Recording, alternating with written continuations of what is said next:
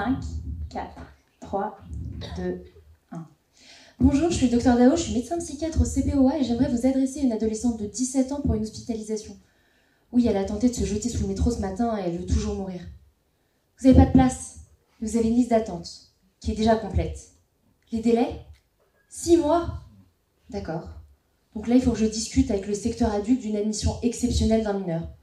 Très bien, merci. Bonjour, je suis médecin au CPOA, je voudrais vous adresser à une patiente de 17 ans et 9 mois pour une hospitalisation.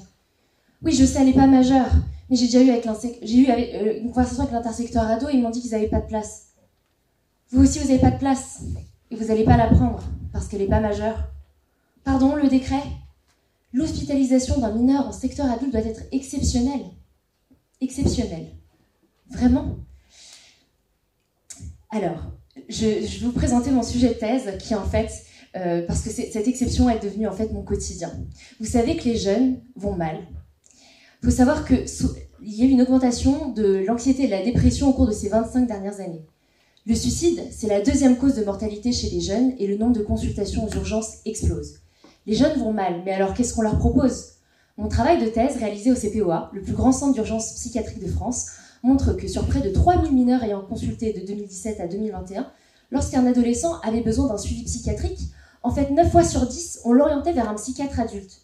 Et lorsqu'un adolescent avait besoin en fait d'une hospitalisation dans l'urgence, par exemple pour crise suicidaire, il avait seulement une chance sur 10 d'être admis sur un intersecteur adolescent. Soit 9 fois sur 10, soit de manière quasi systématique, on l'admettait sur un secteur adulte. 9 fois sur 10. Exceptionnel. Est-ce adapté ? Est-ce acceptable ? Est-ce étonnant ? Non. Il faut savoir que 70% des lits d'hospitalisation dédiés aux mineurs ont été supprimés en l'espace de 15 ans. Et la moitié des pédopsychiatres se sont envolés en l'espace de 10 ans. Triste réalité, n'est-ce pas ? Vous savez, moi j'ai commencé la psychiatrie parce que je voulais m'occuper que des jeunes, parce que c'était mon truc. Intervenir à un jeune âge, là où tout se construit, mais là aussi où tout peut basculer. Malheureusement, j'ai été confrontée à une réalité difficile, le manque de moyens dédiés aux mineurs. Nous, notre système de santé, nous ne sommes pas à la hauteur de leurs besoins. Ma thèse, c'est bien plus que des heures interminables à analyser des fichiers Excel au fin fond d'un couloir du CPOA.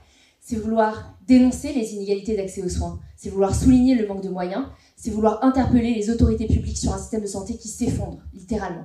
Ma thèse, c'est une invitation à agir ici et maintenant, vous et moi, pour donner à ces jeunes une vraie chance d'aller mieux. Alors je vous le demande, serons-nous à la hauteur ? Je vous remercie.